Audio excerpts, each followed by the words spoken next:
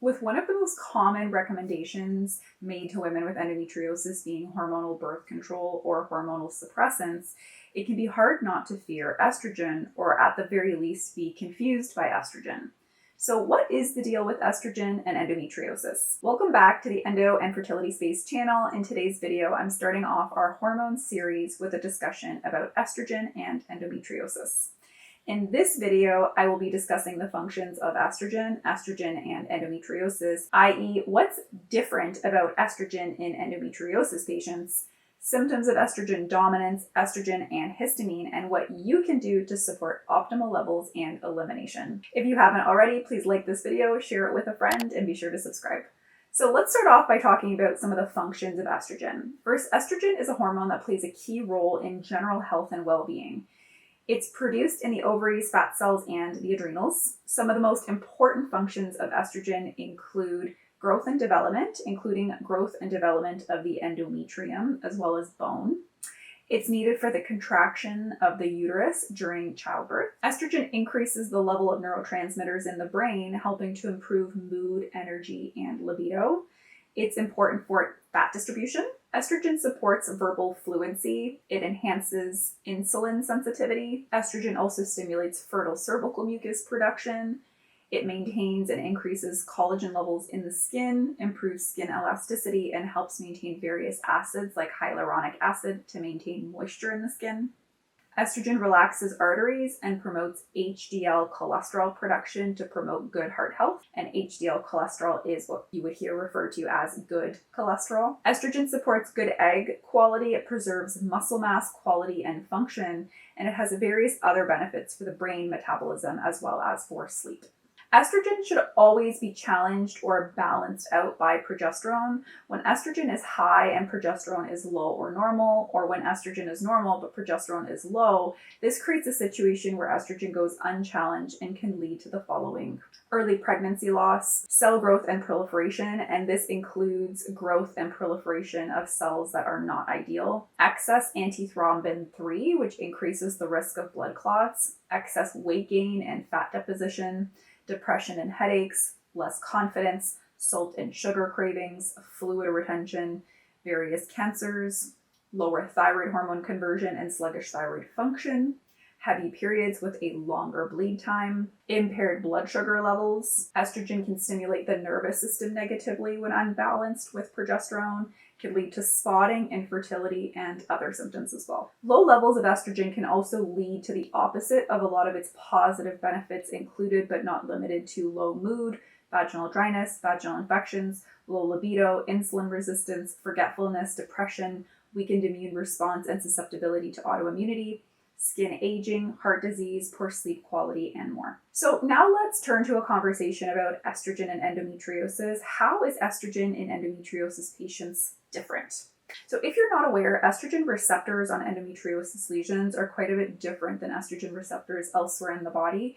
A few ways they differ include higher expression of estrogen receptor beta, and endometriosis lesions also express aromatase. So let's talk a little bit about these estrogen receptors. Endo lesions express higher estrogen receptor beta and much less estrogen receptor alpha. For background purposes, there are a few differences between the two receptors. One is the tissues in which each is located. Estrogen receptor beta is mostly found in the bladder, ovaries, colon, adipose tissue, and immune system, whereas estrogen receptor alpha is found in the brain, mammary glands, uterus, ovaries, bone, liver, and fat tissue. Another is function, with estrogen receptor beta largely influencing non-reproductive processes, whereas estrogen receptor alpha controls reproduction. Estrogen receptor beta is over 100 times higher in endometriosis lesions, and a high ratio of estrogen receptor beta to estrogen receptor alpha is associated with suppressed progesterone receptor levels and more cyclooxygenase 2 levels. Cyclooxygenase 2 is an enzyme involved in several processes throughout the body, including generating inflammation. Specifically, it converts arachidonic acid into prostaglandins, which are involved in inflammation. This combination of things contributes to progesterone resistance and more inflammation general in the body. Now let's also talk about aromatase activity. Aromatase is an enzyme that converts androgens like testosterone and androstenedione into estrogen. Androstenedione is converted to a form of estrogen that has a weak binding affinity to estrogen receptors called estrone, but estrone can still be converted into estradiol, which is the form of estrogen that has a strong binding affinity to receptors and contributes to classic estrogen excess symptoms that we previously discussed. In addition to fatty tissue, adrenal, and ovarian production of estrogen, in women with endo, the endometriosis lesions act as a fourth site of estrogen production. Additionally, steroidogenic factor 1, a protein which enhances estrogen production, is expressed in endometriosis but not in non-endometriosis patients outside the endometrium. Yet another method of action for more estrogen production in people who have endometriosis. In addition to the vicious self-perpetuating cycle of endo eating estrogen, growing, damaging tissue, and provoking lesions to make more estrogen, there's another vicious cycle worth mentioning when it comes to estrogen, and that's histamine.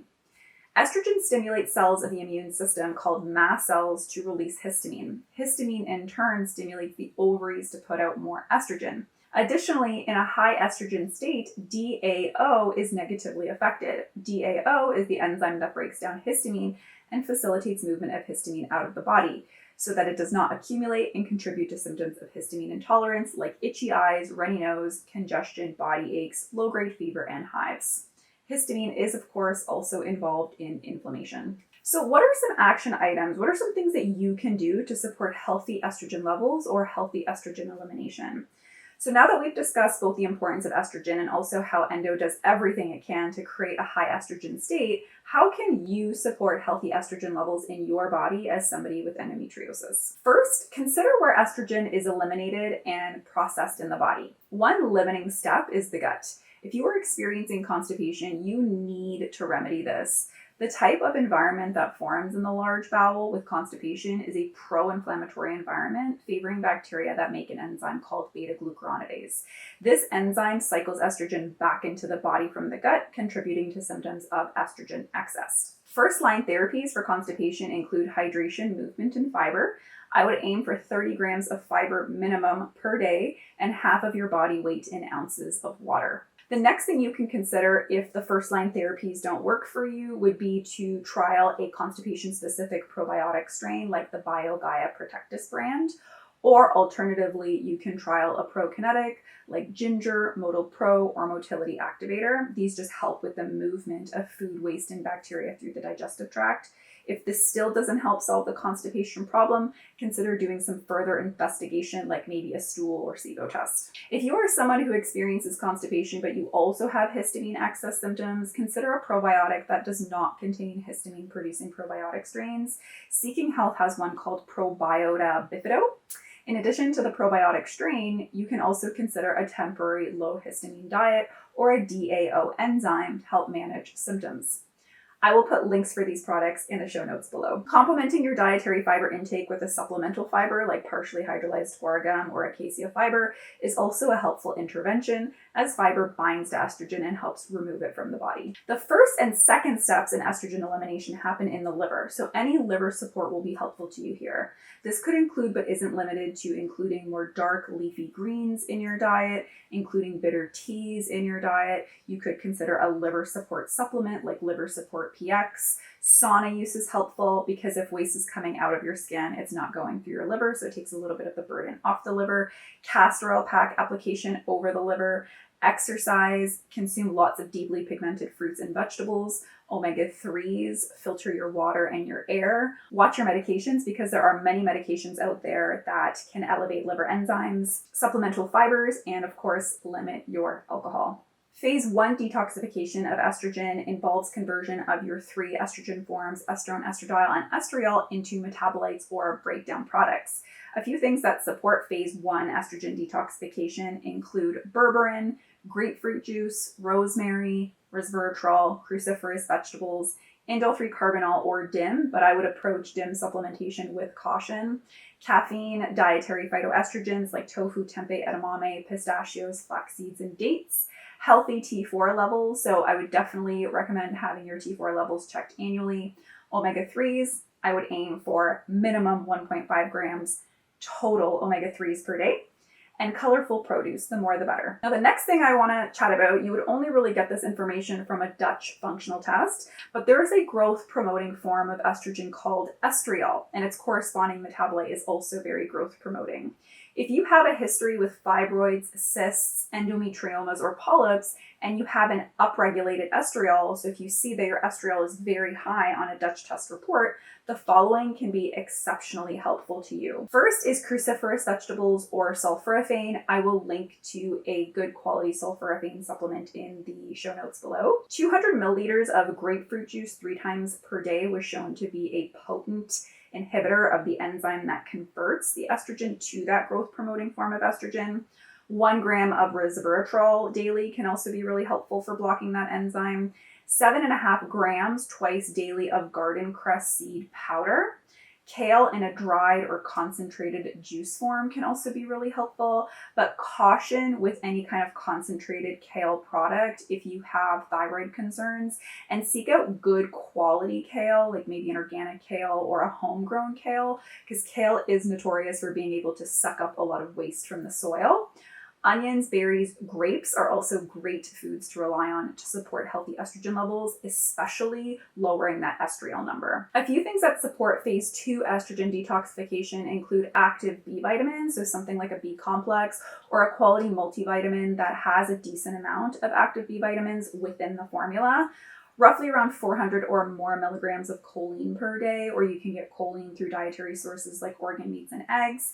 SAMe typically is taken in doses of 100 to 200 milligrams daily, but approach with caution if you have a lot of anxiety, because SAMe can increase that. Magnesium, betaine, and avoidance of excess intake of teas, coffee, or foods fortified with synthetic B vitamins. And this last point is especially important if you're somebody who knows you have an MTHFR gene mutation. So as we've established previously, aromatase is an enzyme that can convert androgens like testosterone and androstenedione into more estrogen. So there are foods with aromatase inhibiting properties, and these can also be helpful for maintaining healthy estrogen levels. So these foods include things like dietary phytoestrogens, chrysin found in honey, flavonoids found in all polyphenol-rich foods like cacao powder, deeply pigmented veggies and fruits, various teas, citrus fruits, grapeseed extract, white button mushrooms, and metformin, but definitely have a informed conversation with your doctor about using metformin, because naturally with any medication there are side effects. In general, adequate movement and fiber are key, as fiber binds estrogen and removes it from the body.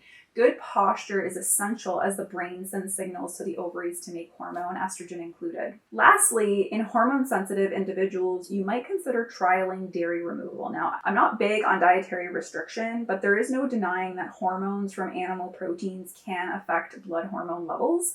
Not all hormone levels translate to bioactive hormones in the blood, though.